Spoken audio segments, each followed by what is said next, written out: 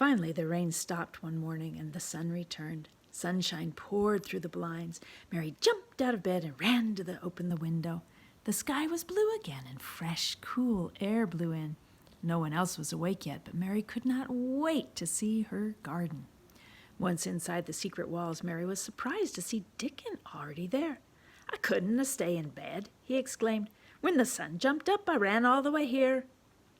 The rain and warmth had pushed the crocuses up into whole clumps of purple and orange and gold.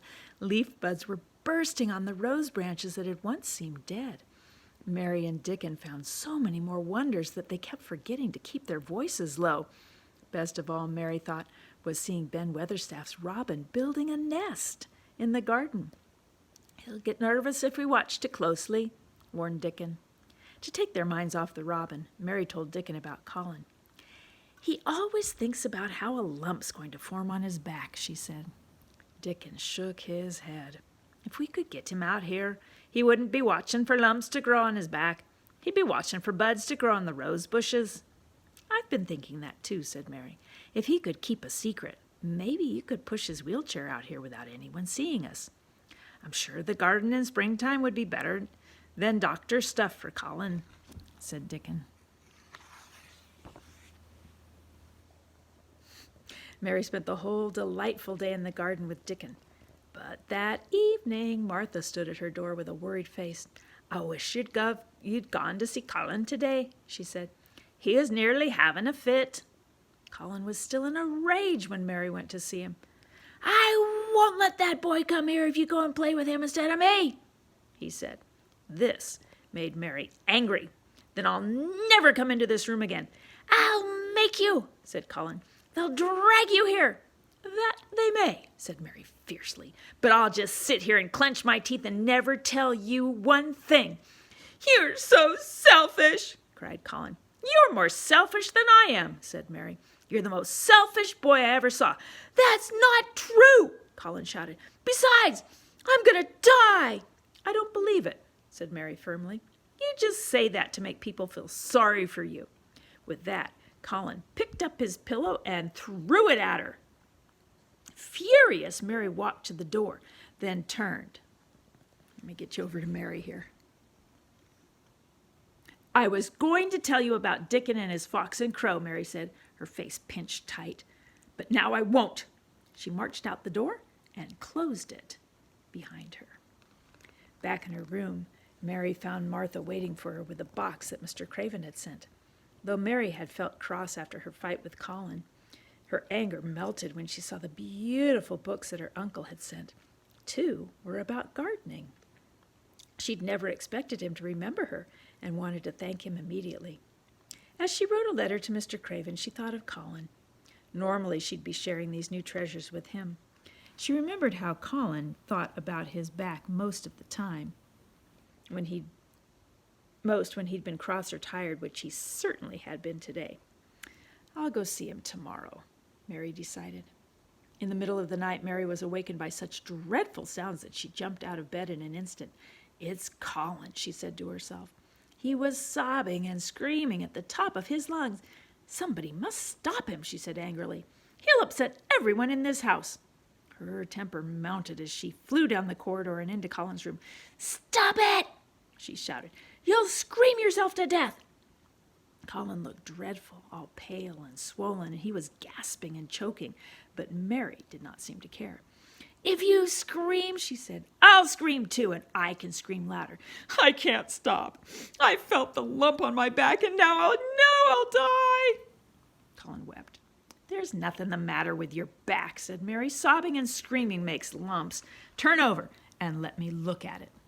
Mary looked carefully at Colin's thin back. "There's no lump," she announced. "And if you ever say there's a lump there again, I'll laugh."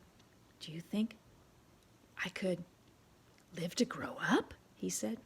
"You probably could if you'd stop having these fits of anger and spend some time outside every day," said Mary. Colin was relieved. He was weak with crying, but his temper tantrum had passed. He put his hand out toward Mary. I'll go outdoors with you, Mary," he said. Mary sat by his bed and described how the coming of spring had changed the garden. Her voice was soft, and Colin slowly relaxed until he was fast asleep. Then Mary quietly returned to her own room and slept. Up with the morning sun, Mary dressed quickly and went out to the secret garden. Dickon was already there. He was surrounded by the 2 squirrels he called Nut and Shell, and by the crow he called Soot. When she told him what happened the night before, he said, "Yep, we've got to get him out here quick." Just then, Nut scampered up onto Dickon's shoulder, causing his cap to fall on Nut's head. The 2 burst out laughing. "I'll tell Colin what your clever pet did today," Mary said. "That'll make him laugh," agreed Dickon. "And there's nothing as good as laughing for sick folk." When Mary visited Colin that morning, he exclaimed, "You smell like flowers and fresh things." "It comes from sitting on the grass and watching a squirrel called Nut knock Dickon's cap off his head and onto its own," Mary said, laughing. Colin began to laugh as soon as she told him what happened. Pretty soon the 2 of them could not stop themselves from laughing. When they could speak again, Colin told Mary he did not mean what he said about sending Dickon away. "I'm glad you said that," said Mary, ready to burst with the news of the garden. "He's coming tomorrow with his animal friends." Colin was delighted. "But that's not all," Mary said. "There's a door to the garden. I found it and went inside weeks ago, but I couldn't tell you until I was sure I could trust you." Colin was cheerful and wide awake when Mary came in the next morning.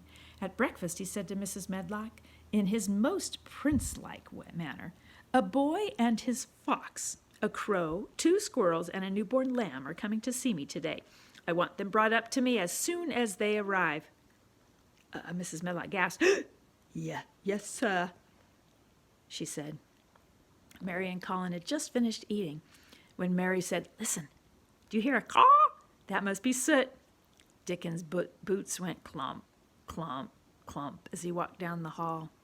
He entered the room smiling broadly with the newborn lamb in his arms and the fox trotting by his side. Soot sat on one shoulder, Nut trailed behind, and Shell's head poked out of Dickon's coat pocket. And there we go with Nut trailing behind. Colin stared in wonder, but Dickon didn't mind.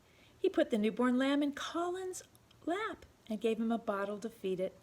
Dickon, Colin, and Mary talked about animals and about the garden, which Dickon and Mary said had a new patch of flowers. A week of cold, windy weather passed before Mary and Dickon were able to take Colin out. During this time, the 3 children discussed over and over just how they were going to get Colin to the garden without Mrs. Medlock or the servants seeing them. When the day finally came, the strongest footman in the house carried Colin into a wheelchair waiting outside. The footman was then promptly excused. Dickon pushed the wheelchair slowly and steadily while Mary walked beside it. Colin leaned back and looked at the bright sky. Not another human creature was to be found on the paths they took. Even so, as they approached the ivy-covered wall, they began to speak in excited whispers. "Here's the handle. Here's the door," said Mary. "Push him in quickly, Dickon." And Dickon did it with one strong push. Inside, Colin looked around at all the leaves and splashes of color and the trees with birds twittering in them. A pink glow of color crept into his face. "I shall get well," Colin cried out. "I shall live forever and ever." From his chair placed beneath the plum tree's snow-white blossoms, Colin watched as Mary and Dickon worked around the garden. Sometimes they all got to talking and giggling so loudly that they had to put their hands over their mouths.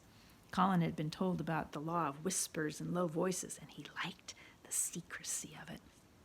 "I don't want this afternoon to end," Colin said, "but I'll come back tomorrow and all the days after that." "You certainly will," said Dickon. "I will have you walking about here like other people before long." "Walk?" exclaimed Colin, turning bright red. "Do you think I will?" Just then Colin looked up at the wall. "Who's that man?" he asked in a loud whisper. Mary and Dickon looked up, scrambling to their feet. Ben Weatherstaff glared at them from the top of a ladder behind the wall. He shook his fist at Mary and shouted, "You nosy girl, always poking about where you aren't wanted." "But the robin showed me the way," Mary protested. "Do you know who I am?" Colin demanded. Ben Weatherstaff stared and answered at last in a shaky voice. Yes, I do. With your mother's eyes staring at me out of your face. You're the boy with the crooked back." "I do not have a crooked back," Colin shouted. Ben did not know what to say. You mean you don't even have crooked legs? Now the strength that usually threw Colin into a fit of anger rushed through him in a new way. In a moment, he was filled with a power he'd never known that he had. He began to throw off his blankets, and Dickon rushed to help him. Suddenly, Colin's thin legs pushed out from the wheelchair, and his feet touched the grass. "Come on, you can do it," whispered Mary. And in a moment, Colin was standing upright. Ben Weatherstaff forgot his anger, then tears ran down his cheek. "Why, the lies people tell," he exclaimed. "You'll be a man yet, and a healthy one at that." Colin stood straighter and straighter as he spoke. "I want to talk to you," he said to Ben, gesturing for him to come down to the garden. "Now that you've seen us, you'll have to be in on the secret. What work do you do in the gardens, Ben?" he asked. "Anything I'm told to do," replied the gardener. "I'm kept on by favor. You see, your mother liked me." "Was this her garden?" asked Colin, surprised. "Yes, and she was very fond of it." Colin told Ben that he could help in the garden as long as he kept it a secret. Ben surprised all of them when he said, "After your mother died, I came here once a year until I got too old to climb over the wall. I did a bit of pruning, for your mother once said to me, 'Ben, if ever I go away, you must take care of my roses.'" Colin, Mary, and Dickon saw that they could trust Ben. After a while, Ben said to Colin, "How'd you like to plant a rose I have in a pot?" Colin was thrilled. "Just think, not only have I stood up for the first time today, but I'm also going to dig." Dickon and Mary helped Colin dig the hole for the rose. His face flushed as he set the rose in the mold. Ben then filled the hole with earth and packed it down firmly. As the strange, lovely afternoon ended, Dickon helped Colin to his feet. Colin stood up and, looking into the setting sun, laughed as he had never laughed before. That evening, Colin said to Mary, "I'm not going to be a poor sick thing anymore. I stood on my feet this afternoon." Colin and Mary believed there was good magic or something in the garden that made the flowers bloom and made them strong and healthy. And in the happy months that followed, it did seem that the garden worked magic.